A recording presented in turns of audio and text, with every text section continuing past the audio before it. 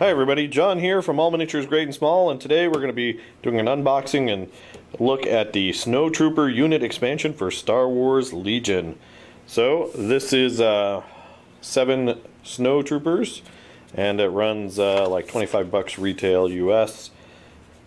You get 7 cool and unique Stormtrooper sculpts, plus, as we see down here, a unit card, 5 upgrade cards, 9 assorted tokens, and 1 rule sheet. If it didn't need to be said, this box contains unpainted miniatures that require assembly. So the Snowtroopers are the first additional kind of troop choice for Legion that's out. So as it was right now, you only had Stormtroopers for the Empire and Rebel Troopers for the Rebels. But now you have another option. So you could run all Snowtroopers, all Stormtroopers, or mix them together, and there's advantages to all of that. So looking in the box, we've got the tokens and upgrade cards. We'll look at those. We have the handy assembly guide, component list, credits and whatnot on the back.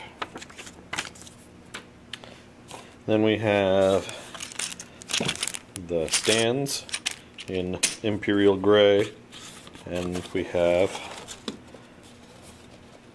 hopefully 7 individually wrapped Snowtroopers.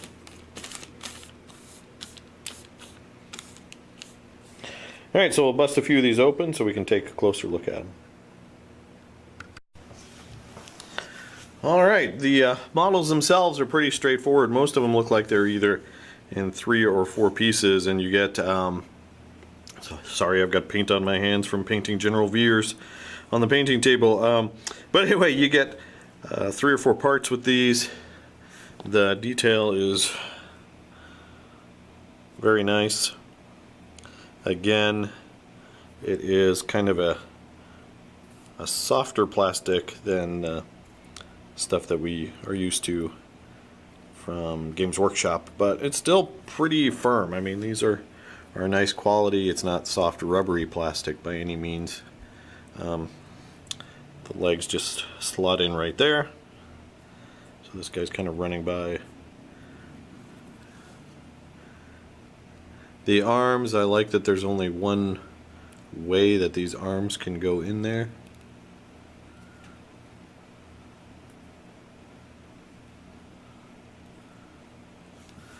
Now the way that this guy is with his kind of his arms across his chest means that we're gonna probably want to paint him before we glue those arms in, but just to show you how easy that is to snap in there. And you have yourself a Snowtrooper. So these guys are really cool. I love that they are out, and they're kind of the first thing that the Empire gets to add to their army, in addition to General Veers, that is.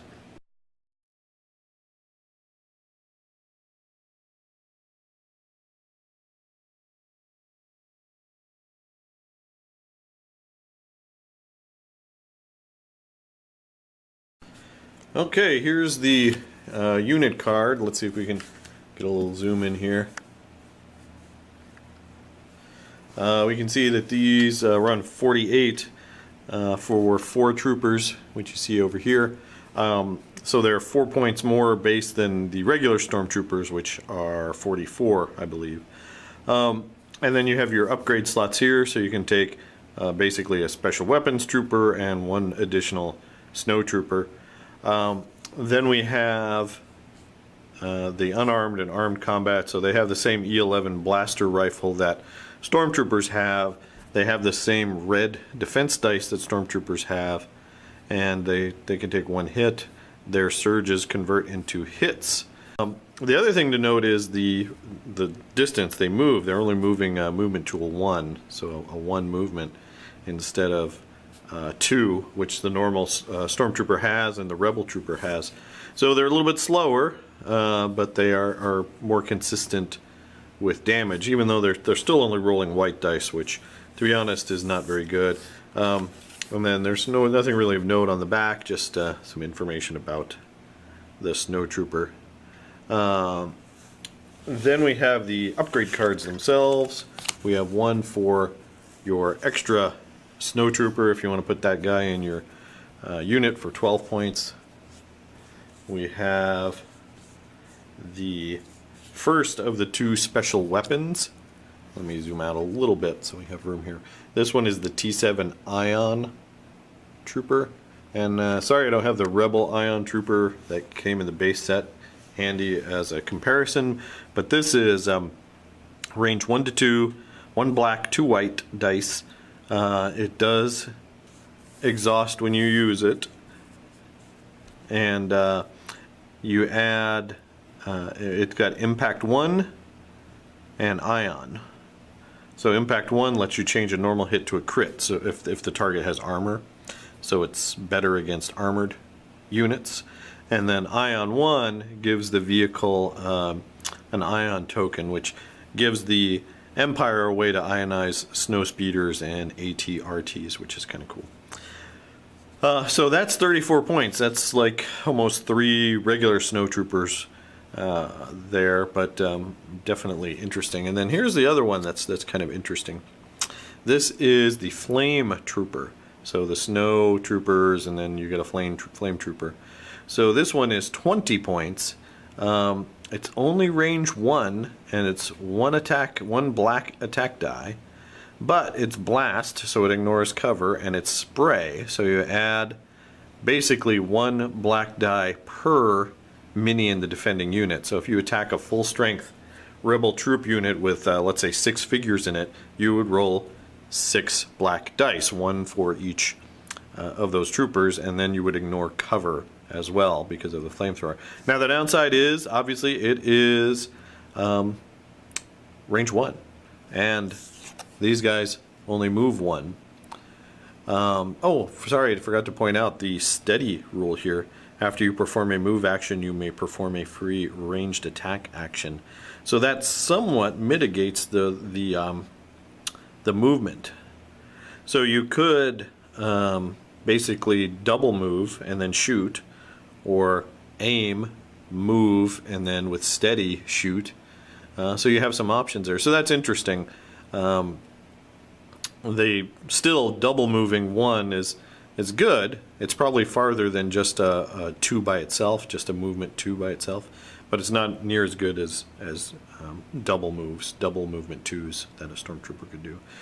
So that's really interesting. You could double move and then try to hit someone with the flamethrower, or maybe the flamethrower sits on an objective and kind of babysits it, so if enemy troops come, they're going to have to get into your range.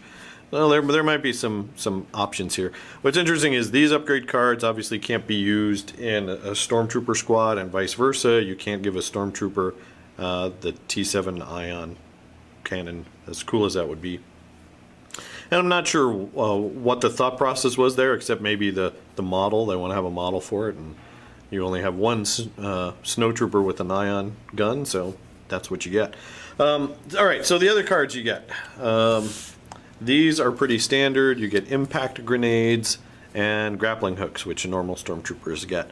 So basically, the impact grenades give you impact 1 when attacking a unit with armor. So that's really interesting, and it's 5 points. It's only range 1, so when you get close, your guys can all start chucking impact grenades, and that can be pretty scary.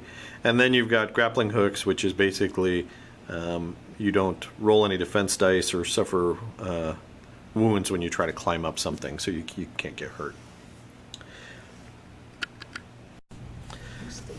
So that is my final thought on the Snowtrooper guys. I like the sculpts, very unique, very interesting, and these guys look really cool. I can't wait to paint them and get them on the table and crush Jake's Rebels with them.